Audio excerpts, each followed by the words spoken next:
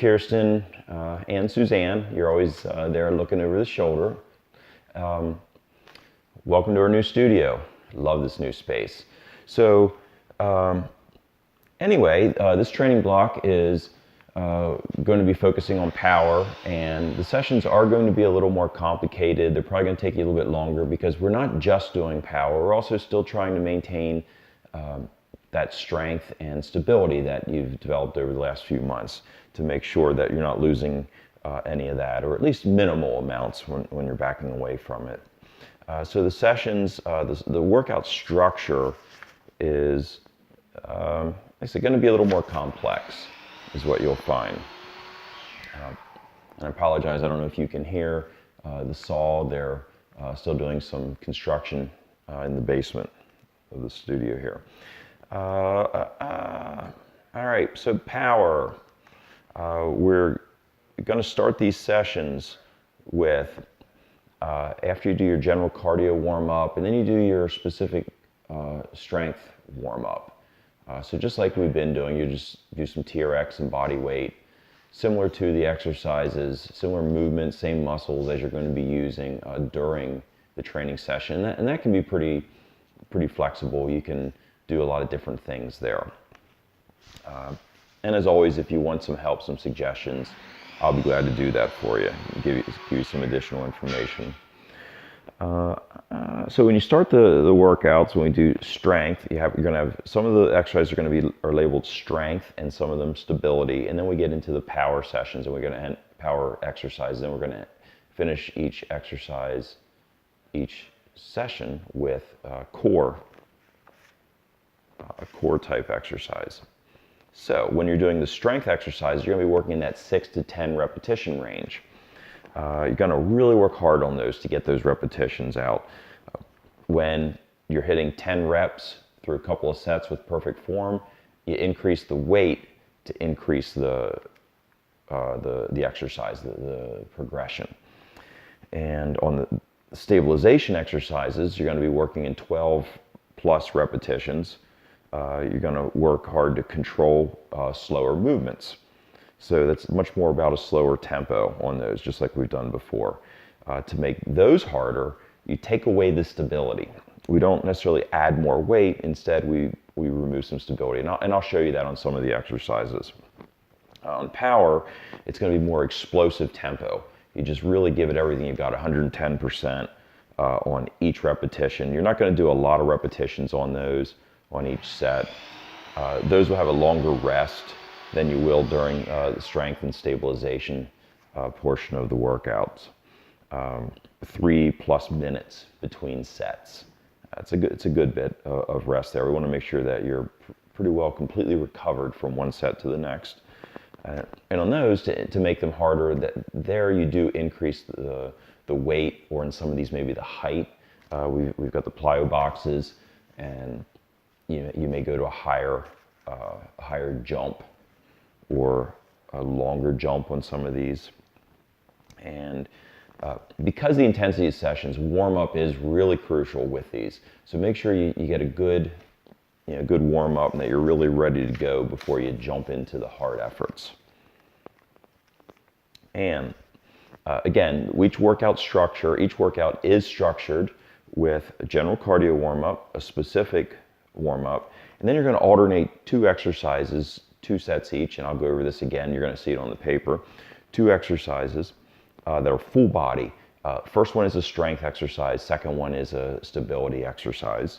So the strength exercise, again, 6 to 10 reps, working really hard. The second one is stability, 12 plus reps. You're still working hard, but you're not working hard to move a heavy weight. You're working hard just to control it and keep everything stable. Take about 30 seconds of rest in between sets. You're just going to do those twice each. So you got the 2 exercises, you go boom, boom, boom, boom. Then you move on to the next portion of the workout, which is power. You're going to have 3 power exercises in each workout. You're going to cycle through those in a mini circuit. Start out with probably 2 sets the first time, and again, 3+ minutes rest in between each. You can do as many as 6 sets on those. So it's very small number of repetitions, really high intensity, long rest. That's the name of the game with those. Then each session will end with, it's funny, it's sort of a cool down, but more of a core type, maybe a little bit of upper body type exercise on each of those. And that's the way you'll finish up the sessions. So let's get started on workout number 1.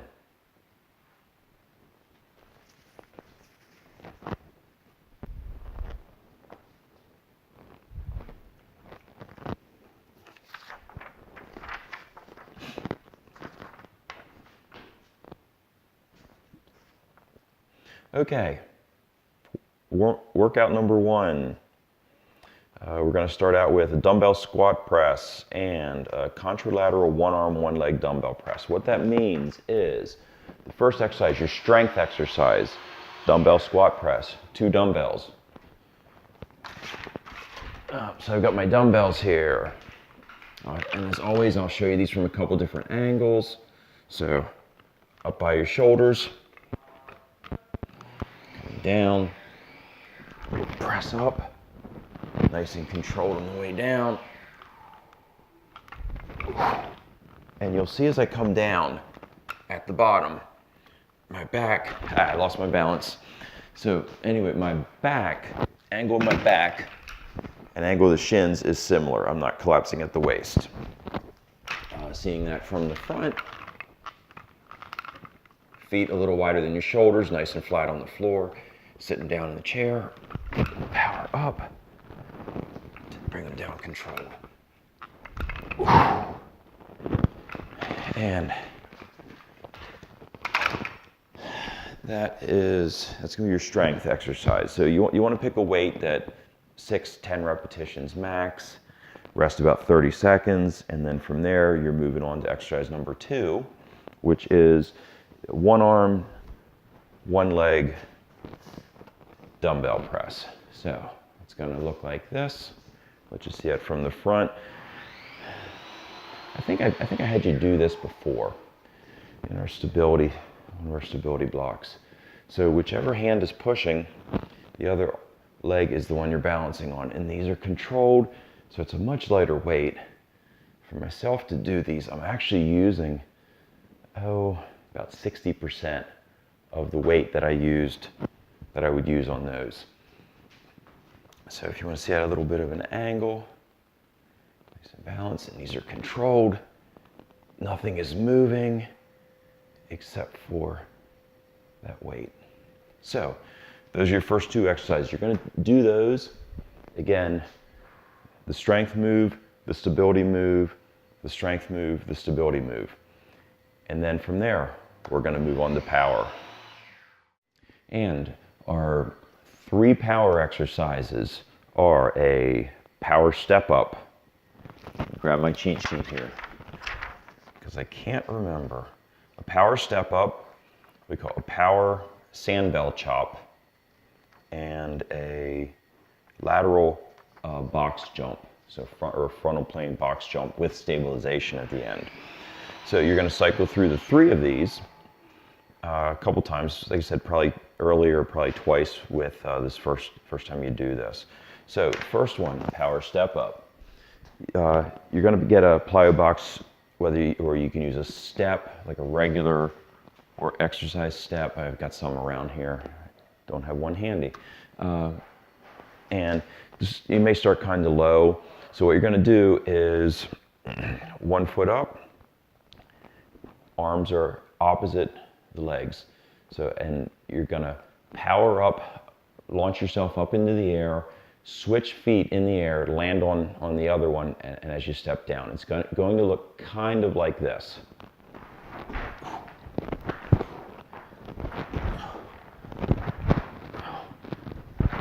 And I'm already starting to break down.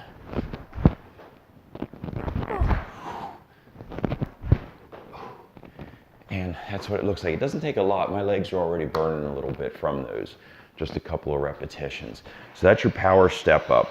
Probably 5 to 10 max on each leg, and you feel things start to burn, start to break down, then the set's over. And tips on that, you want to be aware of keeping your weight back. So if you're looking at it from the side, make sure that as you come, when you're in that position, that you're back here with this shin relatively vertical, and you're not out front like this. You want to be back, okay? Also, if you're fine, you can really crank them out, piece of cake, go to a bigger box. We've got, in here we have these kind of modular boxes, so we can go everywhere from 3 inches to like 4 feet and everything in between. But you know, hopefully where you're working out, you have some different options for what you can do. If you use a regular step, just be careful. The exercise steps that have the risers, that if you get up too high, they do tend to be unstable. You know, if that's the case and you're running into issues, let me know. We'll swap this out for something else. But it is kind of a fun exercise, and I would like to see you doing it just because we're developing power just on one side, and you've got to have that core strength to stabilize, and that really does translate pretty well to biking and running. What did I say the second one was? Power sandbell chop. All right, I've got, you're gonna want, I don't remember if you had sandbells or not. You can do this with a plate, maybe a 10-pound, or a medicine ball. You can use a medicine ball, that would work also. Feet wider than your shoulders, a little bit wider than your shoulders, and you're gonna, and you're trying to accelerate down as fast as you can. And I've got a 15-pound here. I could go to about a 20, and this is, even for me, this is gonna be about the limit. And you want to watch your back on these. If you watch me from the side, I'm still keeping my spine tall. I'm not rounding out. On all the strength training, you do not want to be rounding out your back like that. We really want to make sure that you're getting a good hip hinge and keeping your spine straight to protect that. And these are nice and slow to the top. And power down. They're a little awkward, but I'm getting winded doing this. I should have got a bottle of water. But they're still kind of fun. Again, you can always swap out other types of weights, like a plate. The plates, that always makes me a little nervous because if you crack yourself in the knee, it hurts a lot worse than the sandbells do. But our medicine ball can work really well. Especially those sort of oversized soft ones. I think called something Max. They can be pretty awesome for that. And, lateral box jump up stabilization. These are kind of fun. So, on these, I'm still using the little box here. So, I'm gonna come down. Down. Down. And you want to try to land, stick the landing. And you can see as you get at a higher box, it's going to be harder. I'm trying to land soft and then step down. So it is, and that sort of pause and stabilize, that stabilization, that's what we're going for on these. Again, all of these, 5, 10 reps max. And you can tell I'm winded because I'm kind of buzzing through these fast. I'm not taking a full 3 to 5 minutes, or 3 minutes plus rest. And I think you have some fun with those though. All right, we got a little noise there with the construction, and they're finished now. So anyway, last exercise of this first session is a slow negative TRX row. So it's only the negative, and I don't know if you have an overhead mount with your TRX or a wall mount. Works a little better for what I'd like you to do with an overhead. But if you do have a wall mount, you can do it with that. With the wall mount, you're just going to be a little more vertical here, and you're probably going to have to go a little bit more slowly. But this is what you're doing. Nice, slow, negative. Really fighting it the whole way. And then pulling up. And basically, you're going to go these to your arms give out, where you say, I'm done, no mas. If you have a ceiling mount like we've got here, then you can drop one down like this, go all the way underneath, and these get very difficult. All the way down, up. Notice I'm holding a nice straight body position, so it's, it is basically a supine plank. So anyway, that is workout number 1.